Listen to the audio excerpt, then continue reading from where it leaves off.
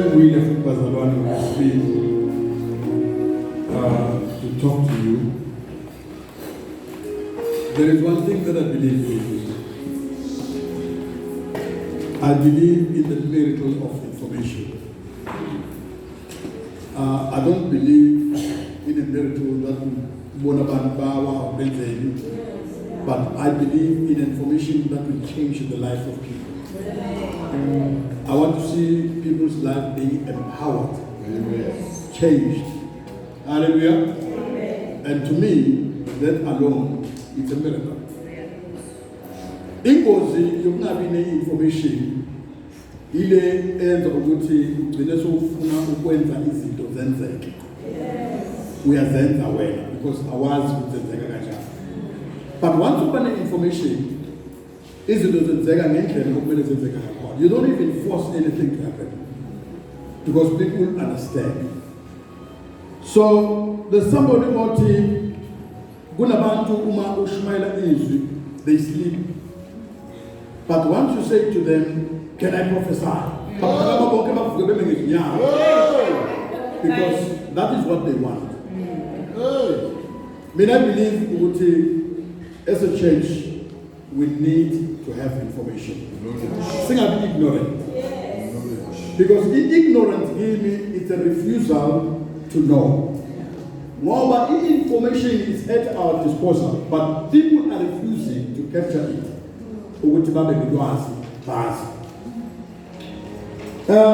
Every year,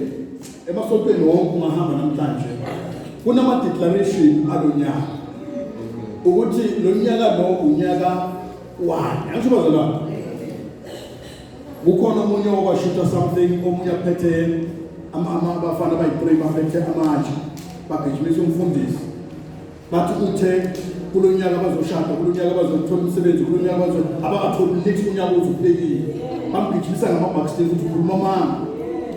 So njengoba ngibina bazalwane, I said absolutely wrong ukudeclare unyaka as long as ukuthi kule declaration in action wena ozoyenza to make things happen.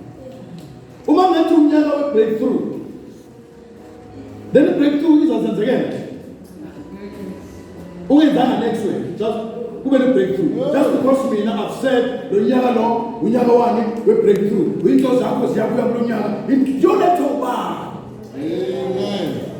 So what is important about mina ngithe ithi njengoba new beginning amahle ngithe the year 2020 is a year of discovering your purpose and your potential. The year 2020 is a year of discovering your purpose and your potential. So mabanzi, uma ngithi it's a year of discovering, kusho khona ukuthi there is an action that you have to take in order to be able to obtain or to know your purpose and your potential. Akusikho le ezozekela because it's 2020, but it's something that you have to do. Give it us a lot. Namamanzi, mfuna sifunde ngale purpose for months. We will be talking about this purpose. Abantu abaningi today bayinento abayiyo just because kunemibuzo eyi5 emhlabeni wonke. Abantu abaningi abahluleka ukuyiphendula lemibuzo eyi5. Hallelujah. So there are 5 questions people are failing to have answers. Others, they even fail to ask those questions. But the actions zabo yizo ezisho ukuthi laba bantu it's because of the 5 questions. Baba ilendo. Si blame Yahweh today. Si blame utwala today. Si blame ubugebengu today. Si blame yonke lento ekhona. But yonke laba bantu baze babe so I'm going to show you ukuthi ke why abantu benza lento abayenzako. And namhlanje nasenkonzweni sokuyathakathwa ngisho sokusebenzisa imithi kwenziwe lento lena kwenziwe lokhu nalokhu ukuthi izinto zenzeke. It's because of the 5 questions. So we need to understand the 5 questions, but I'm here to help you with the 5 questions. to give you the answers. Hallelujah. Ama-texts siwasebenzisa Genesis 2 verse 5 to 8. Sizosebenzisa futhi Genesis 45 verse 7 and 8. Bese sigena Exodus chapter 13 verse 11. No, sorry, it's Exodus chapter 3 verse 11. Bese siya Jeremiah 1 verse 5. Bese siya Matthew 1 verse 21. Genesis 2 verse 5 to 8. Genesis 45 verse 7 and 8. Exodus chapter 3 verse 11. Jeremiah 1 verse 5. Matthew 1 verse 21. Amaverso sokhulumela phezu kwawo. Hallelujah. Let's go to Genesis chapter 2 verse 2 to 8. Because it's where things began. In Genesis 2 verse 5 to 8, we are told that there was no man to work the ground. The Lord God formed the man from the dust of the ground and breathed into his nostril the breath of life. Now the Lord God had planted a garden in the east, in Eden, and there he put the man he formed. Hallelujah. Genesis chapter 2, no Genesis chapter 1, bakhuluma indaba efanayo. Why is the difference is that Genesis 1 gives details of what took place during the creation. Bese chapter 2 usinikeza the summary of what happened. Hallelujah. Amen. So that's why bakhuluma both to a creation, but bakhuluma differently. So now, umana deeper with theology, you'll find that the information was found from two different sources. Firstly, the first one was found from the people who were called the Jehist. The Jehist. The J. So in other words, laba bantu, they were priestly people. Abantu bakhola laba bema Jehist. Namamazi angisho uNkulunkulu bambizane. Yahweh angisho. Manje ke then bese ke baba Jehist because wabantu bakhola uNkulunkulu. And then bese ke uya ku chapter 2, the information is been collected from the so-called the Elohist. Then the Elohist ilabantu ababona uNkulunkulu njengobani Elohim. Hallelujah. And then the difference between the two is that laba bathi Yahweh uNkulunkulu uyiwana ngisho. And then bese kuthi laba bathi Elohim it's a plural way. So isho abonkulunkulu, the gods. Okay? So mama laba chapter 2 bakhuluma the gods, and then laba bakhuluma na God. Kodwa siyazi ukuthi uNkulunkulu is Elohim. That's why nabonkulunkulu nonkulunkulu. Angisibe lezo ukuthi kunamehluko. Kunabonkulunkulu nonkulunkulu. So Elohim is still the name of our God. But I'm not there too much. uNkulunkulu uma adala azange avuke ekuseni uNkulunkulu wavele nje wavuka wadala. So uNkulunkulu had an intent of why he wanted to create. There's something eyabasengqondweni kaNkulunkulu eyenza uNkulunkulu ukuthi enze njani adale. So in the Bible, kwakunensini le yase-Eden. Uthi uNkulunkulu seyeqede kwenza yonke into. Wabona ukuthi manje akukho umuntu ozosebenza lo mhlabathi. And then again uNkulunkulu decided ke manje, he spoke to himself ukuthi ke masenze umuntu ngomfanekiso wabani owethu. And then uNkulunkulu uthi eBhayibheli wasokubumba ke ufoma umuntu ngobumba, wambumba wamqeda, wamphefemulela umoya wakhe ophila, lo muntu oba ngumphefemulo ophilayo.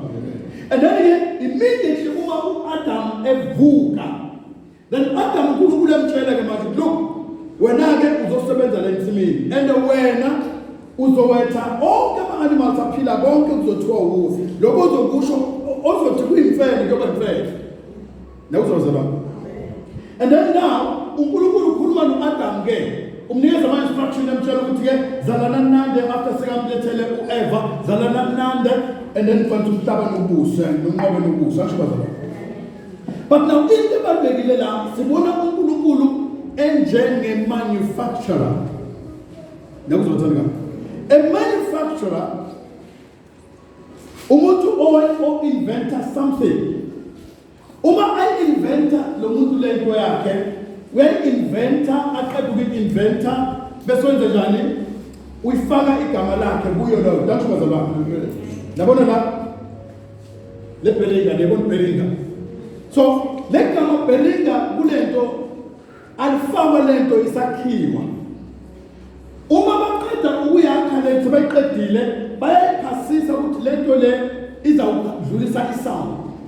And then ke uma sebayiphasisile seyi-right itestiwe yaba right bese bayifaka negrineni the image. Bayifaka igama. Le gama liba yi-image yale company or the manufacturer eyenze this thing. Nakuzobazalana. Uma bafaka igama labo kulento bafaka irresponsibility yabo kulento. Nakuzothandeka. So mamazi uma bayikhipha ke lento le bayikhipha ibhaliwe, sometimes uqaphele ubona lapha bhale khona approved, tested and approved.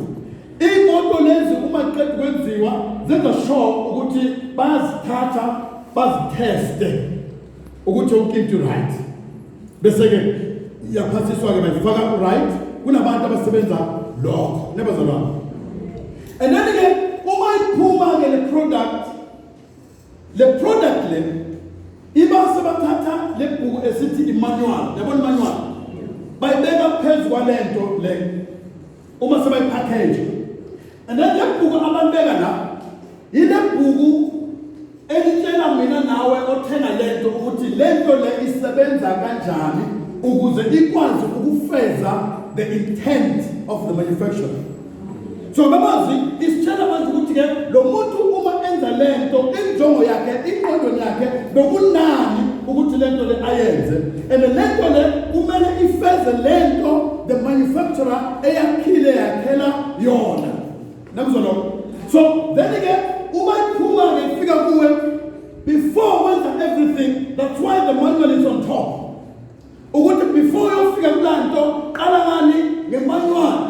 I-fridge wakho ize nemanual noma ungazange uyifunde.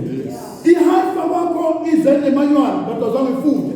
I-TV wakho yafike nemanual but azange uyifunde. Everything igedlela ize nemanual but azange uyifunde. I-eye ize nemanual but azange uyifunde because you don't want to know. Ama-decoder esinawo si-operator net lama channel esiwaziko kuphela. Okunye ukuthi le inombolo esiningi egcwele lapha kule bathi lento i-remote ukuthi kwana sinamsebenzi thina sisebenza ukuthi ke ngiyaphambili ngemva ngifaka i-channel ngiyaqinisha ngifaka ivolume mangisho that we don't care with the others. The cell phones that we have are easy cell phone without the manual. But if cell phone inezinto eziningi but akho umuntu wazi ukuzenza net as long as you receiver send a message, when the look, when the 1, 2, 3, it's okay with you. The others you don't care. So now, we are failing, imagine, to eat maximum potential. I want them to sebenza because we don't know.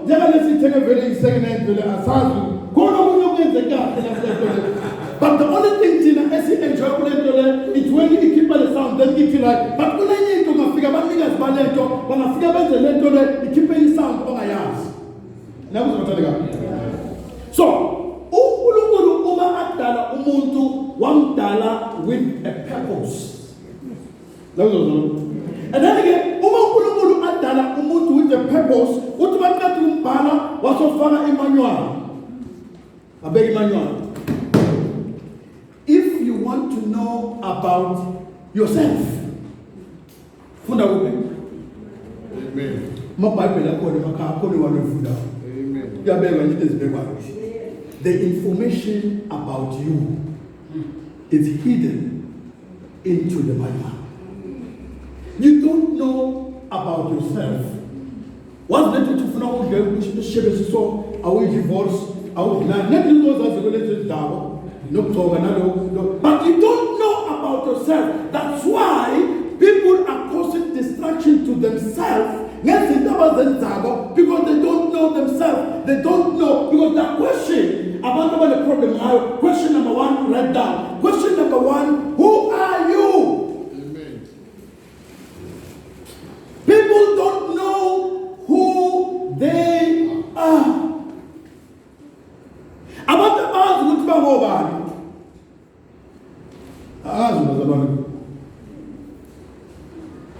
Ungaqoka kahle abantu bacabanga ukuthi uyazazi. Amen. But how uyazazi uThiphe uyazazi. Hey. Thiphe ugqoka isuit mara akasikeli. Hey, kunjalo. Kunjalo. Inakuzo bazalo. Akasikeli. Ngoba le suit ayigqokile ibhalwe igama lomuntu. Ukuze abe uThiphe ngani? Ngale gama la lomuntu. Akazona izo. We don't know who we are. That's why it's a problem because asizazi ukuthi singabo ba. Okay, go to chapter 3 with Exodus and umfundele verse 11. Exodus chapter 3. Sithola ukuthi ke abantu they don't know who they are.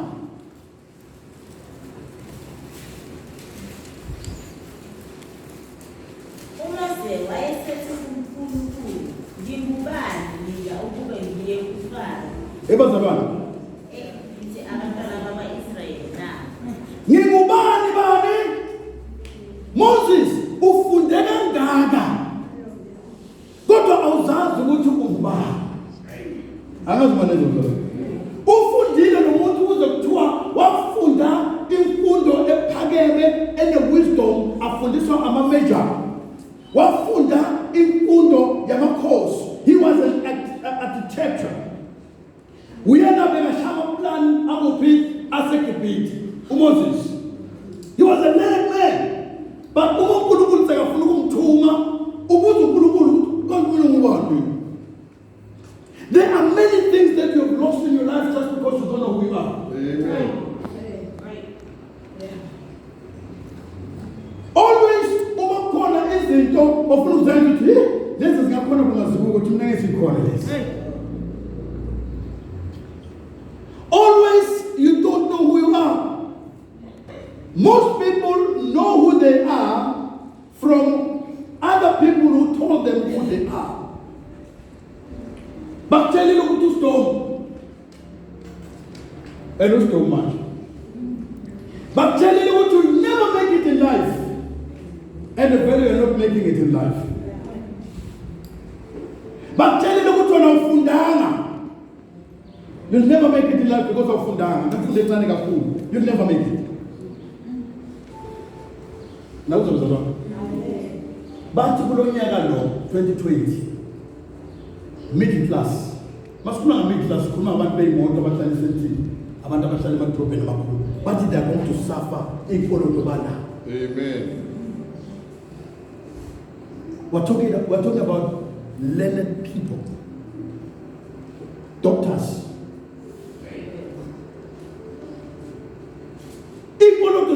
The message is the kaya is a drop in a is going to be the Bantuan of Funta, but the school is like Princess Durago.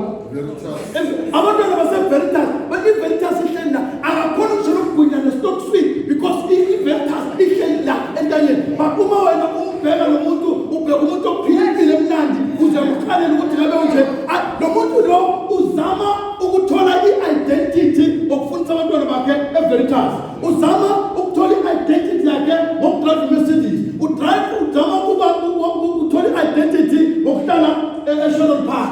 So, La Astala Pona, Uzama identity. Because that's why, not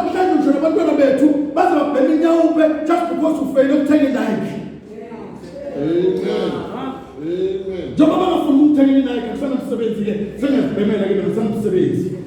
Uma ugqoka iNike ucabanga ukuthi izokunikeza identity. People don't know who they are. Abantu base bayatshontsha. Antshontshe ukuthi ufuna ukubonakala ukuthi uba still akusi identity leyo. Abanye bahlupheka. Abanye ba stress up just because abakhona ukufana nabo zibani. Why ufuna ukufana nabo zibani? Ungabi nguwe. Ungaze usafare kangaka, ungaze ukhale kangaka, ukhalele lethi babona laba banezinto bana 1 2 3 wena ungena socaba ukuthi wena uwe. But you need to find out from God who created you. You need to pose this question to God and say, Lord, who am I? Hallelujah. Ungakayi kuNkulunkulu, there is nothing ongakwazi ukuyithola. Asambeni ku-Judges. God didn't give you this one, but let's go to Judges.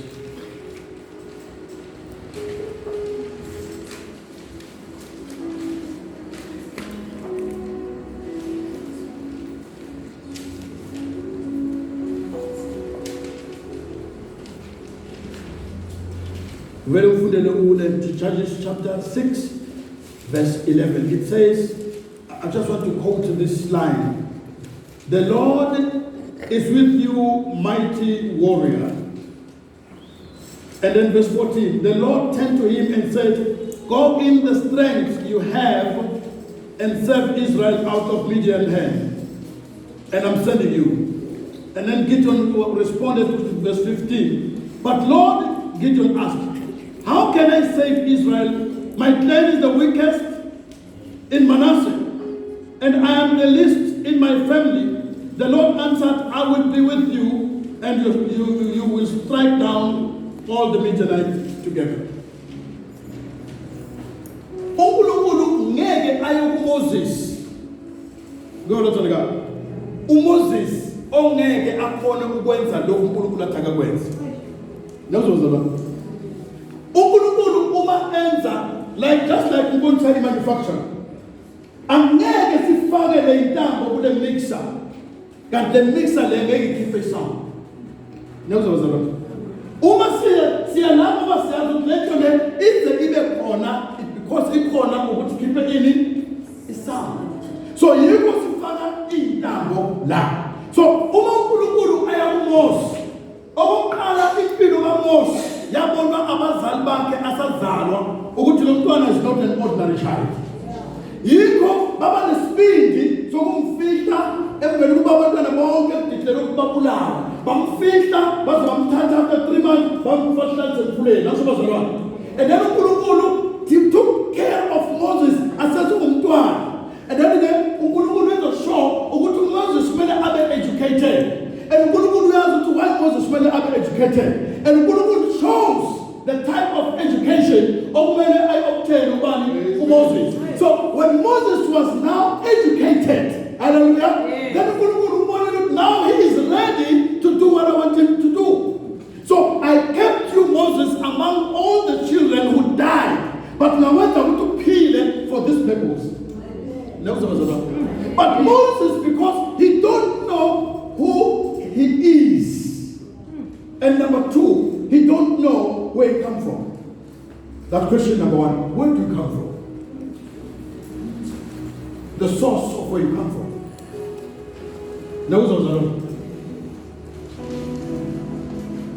Kunomuntu wasemaphutha okuhluphekayo la Josi.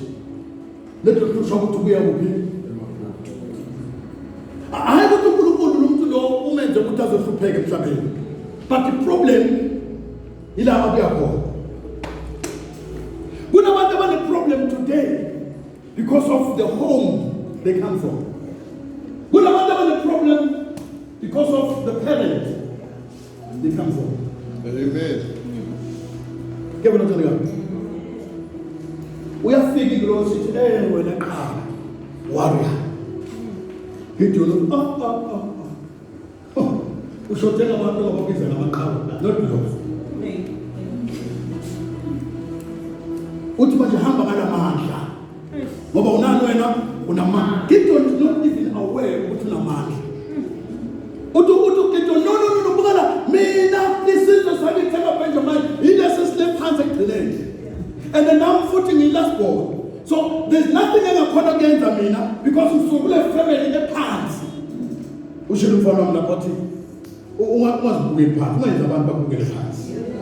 Indlela owenza ngayo ile ndlela abantu bakubuka ngayo. Ngiyakhumbula ama-spice bathi uma sibabheka sazibona thina sizitethe. Kanjalo nabo uma besibheka babona sinjengani? Sinjengey'tethe. Hamba ubuza labantu ukuthi nikela dibana ney'tethe na bazokuthi iy'tethe kuphi? Asange babona iy'tethe. Yibo ababona ukuthi bayizintethe. So most of the time we fail just because we don't know the source where we come from.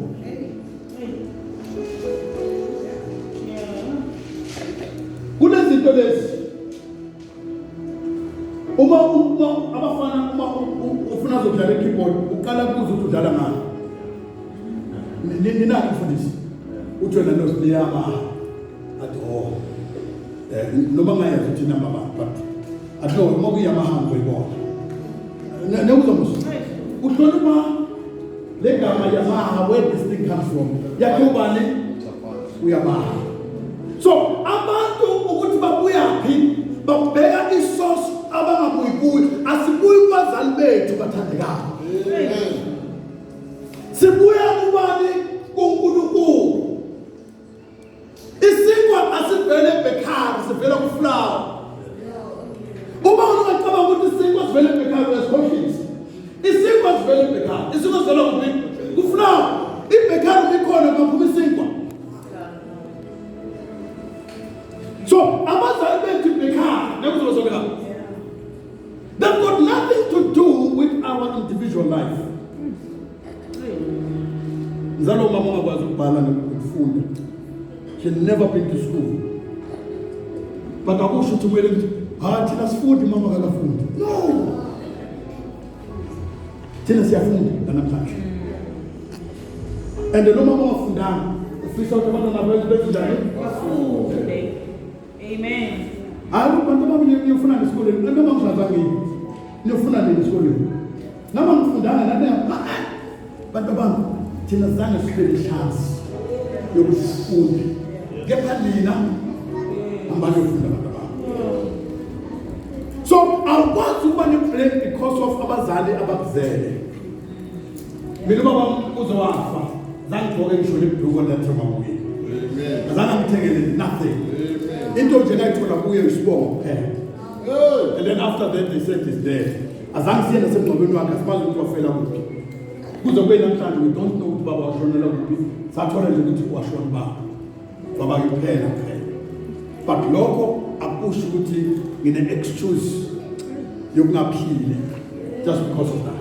The only thing ukuthi lo muntu noma bokuyinja noma bengabizwa ukuthi yini wangenza ukuthi kube khona waqeda umsebenzi wakhe wahamba yena mina ngiyasala ngenza njani ngiyaphila ngiyaphambili. So uNkulunkulu uyena oyisource yethu, we come from him. That's why wafika kuwe uvela ewena hero ewena qhawe angisho uyakwazi ukuthi kuwe wakwenza waba yini waba iqhawe nakuzozwa wazwa uNkulunkulu. But abantu bazokutshela ukuthi yini uthi iqhawe, abantu bakutshela ukuthi usleep, abantu bakutshela ukuthi wena you never make it in life. Utshela abantu no kumele bekubani uNkulunkulu. So you need to know who you are. You need to know also where do you come from. Hallelujah. And then number 3, why are you here? That's the question. You need to know why are you here. That is the reason of existence. Why do you exist? Why are you not busy by a soldier key? uNkulunkulu ini uzokwenzani emhlabeni? Awukwenza emhlabeni ukuzojona, awukwenza emhlabeni ukuzobhema, awukwenza emhlabeni ukuzodama, awukwenza emhlabeni emhlabeni kukhona into uNkulunkulu ayaziyo ukuthi why kula. Nakuzozana. Why Ula? That's very much important. Awukumele uphile njengomuntu wakho. Uphile njengenkomo. Kunabantu abaphila njengenkomo nembuzi leyo. Imvu ungayibuza izokutshela ukuthi uphilele ukuvutshana. Uma uvuka ekuseni iyakuphi? Izokutshane kuzokubona ilanga litashona ukuthi uthathe ivalele. Ekuseni mayivuka iyakuthi izokutshane iphilela ukwenzani ukuvutshana. That is the reason yenkomo. Kunabantu abaphila kanjalo. Abaphila njengenkomo. People who don't know why they are there. Okay? System ye government yethu emhlabeni wonke created a culture yokuthi ke uma uzalwa ungena esikolweni, uma ufunda esikolweni ufundela ukuyosebenza, angisho? And then ke uma uqeda ukufunda ufuna ukuthola ini umsebenzi. Uma uqeda ukuthola umsebenzi ufuna ukwenzakaleni, ufuna uvuka ekuseni the rest of your life until you retire. And then after you retire, then you have your flag fontaine. That is the system, yet culture as PW. That's why I'm a politician. Okay, approve one. Chop.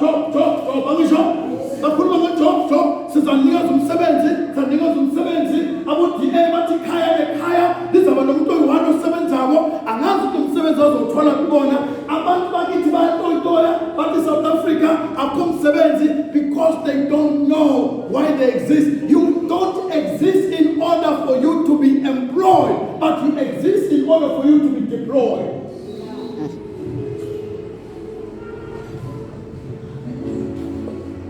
Bayaphela abantwana babantu ngokuthenga imisebenzi. Bayaphela abantwana babantu ngokudliwa yinyanga ukuthi athole umsebenzi. Bayaphela abantwana babantu ukuthi baprofete baphatha nesiprofeto sokuthi uzawuqashwa kulo nyaka ka-2020. Asikeze emhlabeni ukuzoqashwa. Sibe ne problem sisingabantu abamnyama during apartheid era. Because when you uma ufundela uba unurse, ufundela uba uthishala, ufundela uba ipolice. Yonke le ndawo uma benza ama-homeland, each and every homeland bene college of education. Labo kutrainwa khona